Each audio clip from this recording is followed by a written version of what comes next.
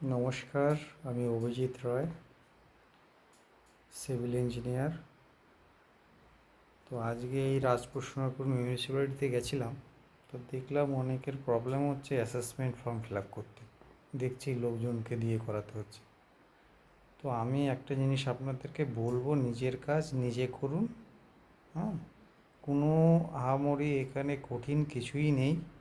Simple জিনিস, একটু পড়াশুনো, সবাই তো এখন পড়াশুনো অ্যাটলিস্ট জানে, লেখাপড়া জানে। তো সিম্পল জিনিসগুলো কেন আপনারা করতে পারেন না জানি না। লোকজনকে ধরে আপনাদের পয়সা খরচা করে সময় নষ্ট করে করতে হয়।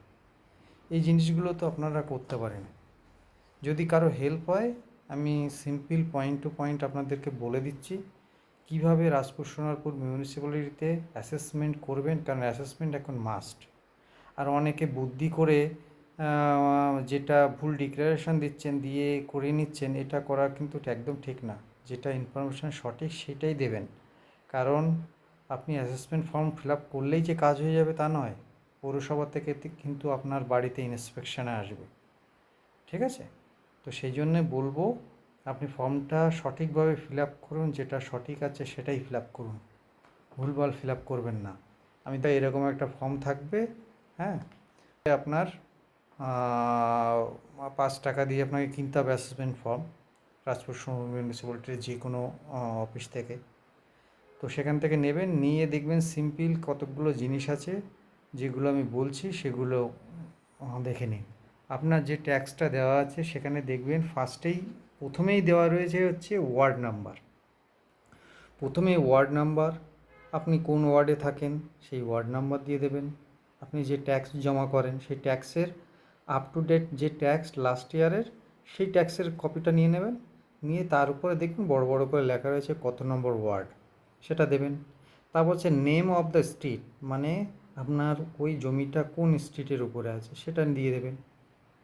তারপর হোল্ডিং নাম্বার, ওই ট্যাক্সের যে রিসিপ্টটা আপনি দিয়ে যে নিতে বললাম, সেই ট্যাক্সের রিসিপ্টের উপরেই লেখা রয়েছে আপনার হোল্ডিং নাম্বারটা, ঠিক আছে? তারপরে থাকবে নেম অফ দ্য ওনার বা অকুপাইড, মানে জমিটা কার নামে, কে ওখানে বসবাস করছে তার নাম। তো সেটা দিয়ে দেবেন, যার নামে জমি আছে, ট্যাক্সটা যার নামে কাটেন তার নামই হবে। তারপরে তো ল্যান্ড ডিটেল, ল্যান্ড এরিয়া, হ্যাঁ, সেখানে দেখবেন বিঘা, কাঠা, ছটাক, স্কোয়ার ফিট, হ্যাঁ, এরকম লেখা রয়েছে। এবার এটা তো আর আপনি পাবেন না, ট্যাক্সের রসিদে পাবেন না।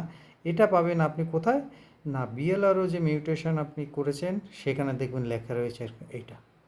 বা আপনার যদি প্ল্যান থাকে, প্ল্যান করে যদি বাড়ি করে থাকেন, তাহলে প্ল্যানের উপরে সাইডে ডান দিকে দেখবেন উপরে বড় বড় করে লেখা রয়েছে একদম সুন্দর করে। অথবা দেখবেন আপনার যে ডিড আছে, ডিডের পিছনে একটা সাইট প্ল্যান আছে, সেই সাইট প্ল্যানে লেখা থাকবে। সেখান থেকে আপনি দিয়ে দেখবেন যে কতটুকু জায়গা, দেখবেন ডেসিমেলে দেওয়া রয়েছে, সেখানে আপনার কত স্কোয়ার মিটার রয়েছে, সেটা স্কোয়ার মিটারে কনভার্ট করে আপনি ওটা বসিয়ে দেবেন টোটাল জায়গাটা।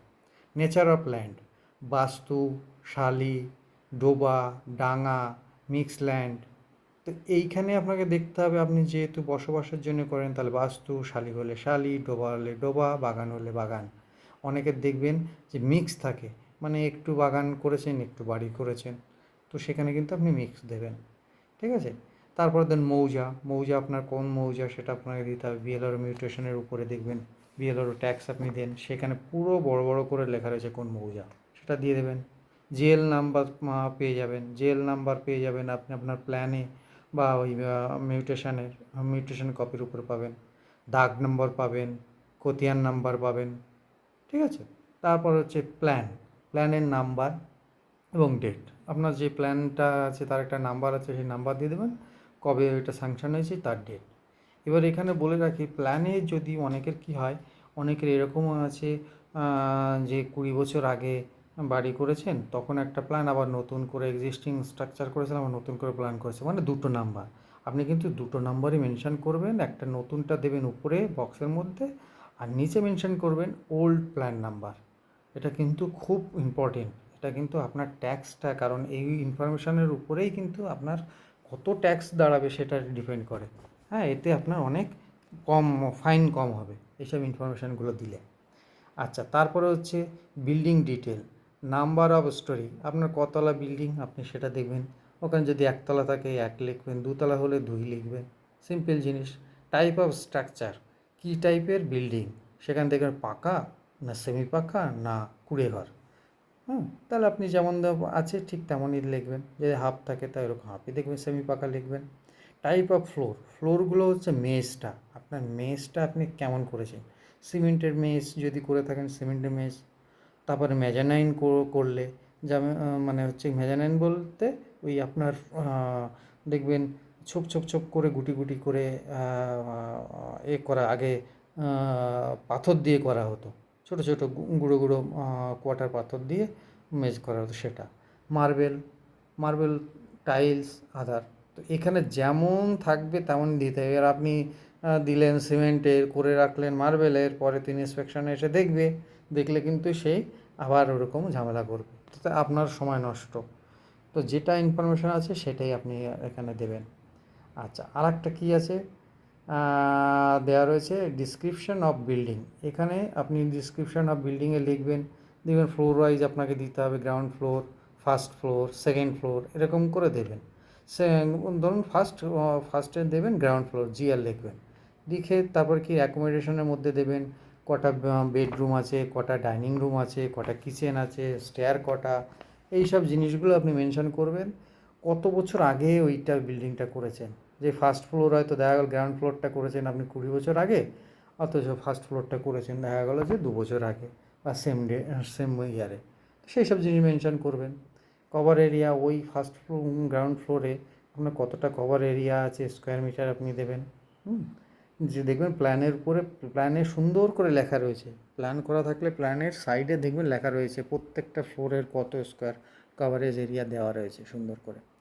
তারপর ইউজ, রেসিডেন্সিয়াল পারপাসে ইউজ করছেন না রেন্টাল ইউজ করছেন, সেরকম ক্লিয়ারলি মেনশন করবেন। অনেকে বাড়িতে রেন্ট রাখছেন অথচ মেনশন করছেন না, ও জামানা চলে গেছে কিন্তু, ঠিক আছে। এখন সমস্ত কিছু এদের ডেটাবেজে তুলছে, রাজপুর মিউনিসিপ্যালিটিতে এখন ডেটাবেস তৈরি হচ্ছে। অতএব যে নিয়ে যাবে তার রেসপন্সিবিলিটি যে ঠিকঠাক ইনফরমেশান দিচ্ছে কি না, অর্থাৎ ঠিক ইনফরমেশানই সে দেবে, আপনি যতই লিখুন না কেন। অর্থাৎ ঠিক ইনফরমেশান দেবেন, আপনি সেফ সাইডে থাকবেন, আপনার সেফ ইন ফিউচারে।